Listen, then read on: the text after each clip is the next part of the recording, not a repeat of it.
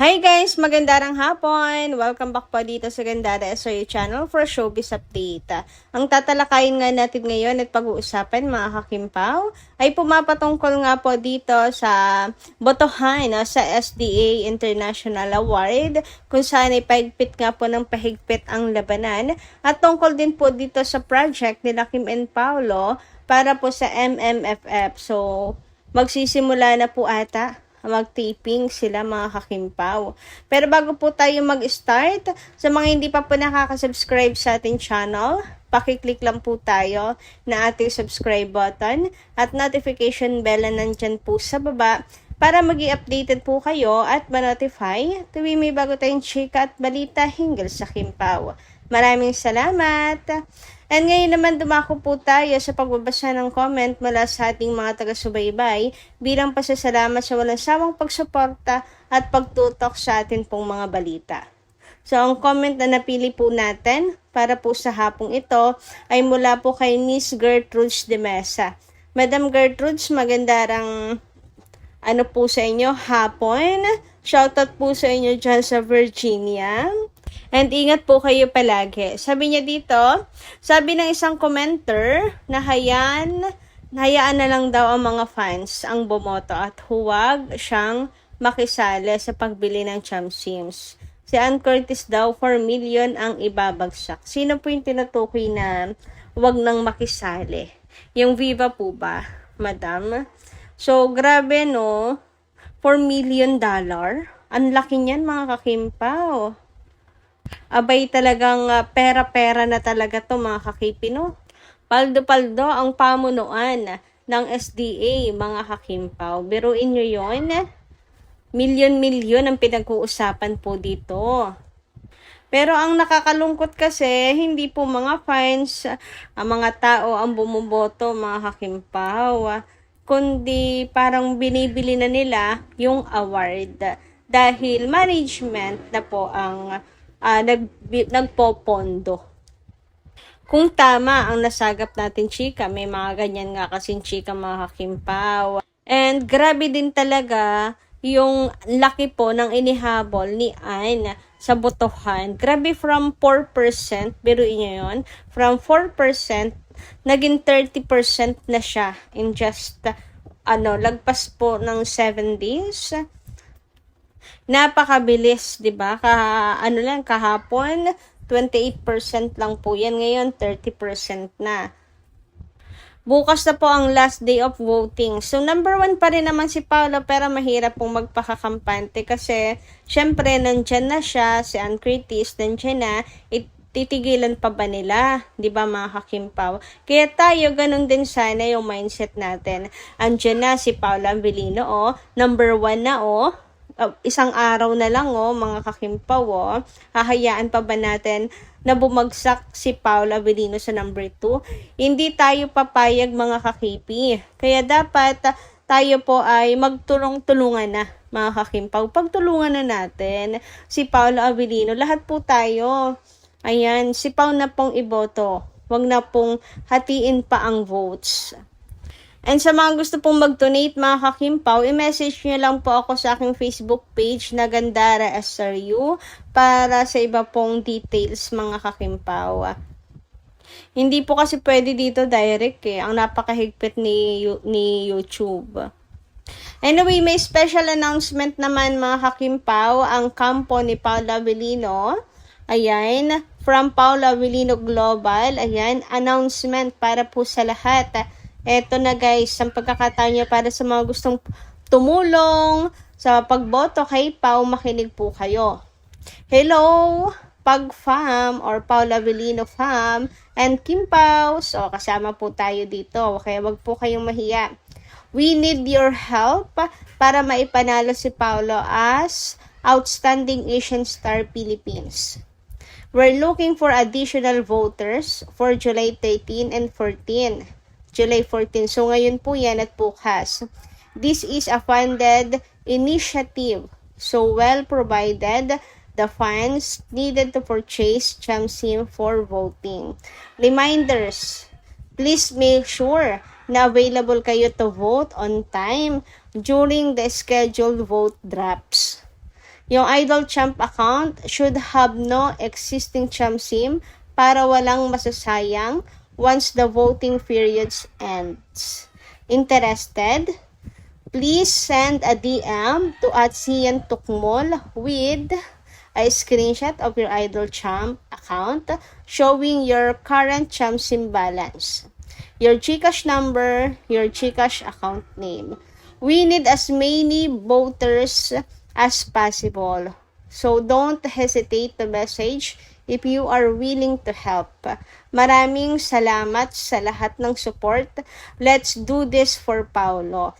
Ayan, nararamdaman ko na talaga mga kakimpaw, no? Ang pagka-agresibo ng team ni Paolo Avellino at ng Kim Paulanjas para ma-secure kay Paolo Avellino yung panalo. So sa mga gusto pong tumulong sa pagboto kay Pau, ayan, punta lang po kayo sa X. Basahin nyo po ulit yung post ng Paolo Avellino Global. And magpapadala po sila sa inyo ng pang-vote. Siguraduhin nyo lang na iboboto nyo kay Paolo Avellino, ha? And sa mga gusto rin po magpadala sa akin ng donation para iboboto kay Paolo Avellino, message nyo lang din po ako sa Gandara SRU Facebook page natin. Meron po tayong page and magbibigay po ako ng mga proof, ayan, ng pag-vote kay Paulo. I-send ko po sa inyo personal ang resibo. Kailangan po talaga natin ngayon na magtulungan mga kakimpaw. Kapagkat ang tindi, ang bilis pong makahabol ng kalaban at agresibo din po sila na manalo. So dapat agresibo din po tayo ng doble at triple pa mga kakimpaw compared to them para masecure ang pagkapanalo ni Paolo Avellino, lalo pat ito po yung request at kagustuhan din po ni Kim Chiu. Samantala, next topic naman tayo mga kakimpaw. And ito po ay pumapatungkol sa post ni Chinita Princess mga kakipi. Kung saan ay happy po ang puso niya mga kakimpaw dahil po sa kanyang pamilya na nandyan po para lagi siyang tulungan, samahan. Sabi nga niya dito, before I flood all my photos from days ago, this is the best part. #family. Super unexpected but it happened. My bunny heart is full. Also, my Kim Chiu heart is extra full. Thank you. So, ito po ay sa Zamboanga City mga kakimpaw. Sabi nga dito, so happy for Kimi. I saw how the Chiu Sibs supported her. As in, lahat sila busy. Talaga naman mga kakimpaw. O, diba? Doble pa po mga kakipi. Ang dumarating na blessings kay Kim Chiu. Ang pinakamahalaga po kay Kim ay ang kanya pong pamilya. At ngayon, nagsasama-sama po sila. Ayan, para po suportahan ang business ni Kim. Sabi pa dito, hindi talaga siya pinapabayaan ni Lord. Ako, check. Kahit ang dami niyang pinagdaanan, He made sure she was never alone. And never will be. Ang lakas niya talaga sa taas. God bless you always, Kimberly at Prinsesa Chinita. Yes, true mga kakimpaw. Kung babalikan nyo yung mga pinagdaanan ni Kimi, napakabibigat mga kakimpaw. Kung hindi ka po strong para harapin ang mga pinagdaanan ni Kim, naku, mababaliw ka talaga mga kakimpaw at madidepress ka. Pero si Kim Chiu ay hinulma na po ng panahon mga kakimpaw at ng mga pagsubok.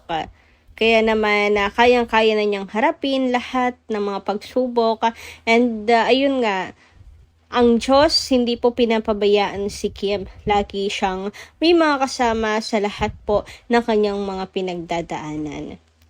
Anyway, speaking of blessings na nag-uumapaw, pag-usapan naman po natin ngayon ang bali-balita na sasabak sina Kim and Paulo sa MMFF ngayong taon 2026. So may nasaga po tayong balita na magsisimula na po ang Kim Pao mag-taping. Kasi ang mga susunod nga pong entry mga kakimpaw dapat ay meron na pong nasimula na mga kakimpaw. So, ito nga po yung mga chika na nasagap natin. Sabi dito, finish films na requirement sa next batch, 'di ba? Ayan, ito po yung sa MMFF. Sabi naman dito, yes, kaya mag-start na silang mag-shoot. Okay. Magsisimula na mag-shoot sina Kim and Paolo para po sa MMFF. So, ibig sabihin, meron pong mga meeting na magaganap at magiging bisihan sina Kim and Paolo sa mga susunod na araw, mga Hakimpaw. Actually, bago nga raw po pumunta si Kim sa Zamboanga, nakipag-meeting po muna siya. Ayan, sabi dito, wala na sa meeting. Yan yata ang team ng movie. So, ayun, nakapag-meeting na raw mga kakipi.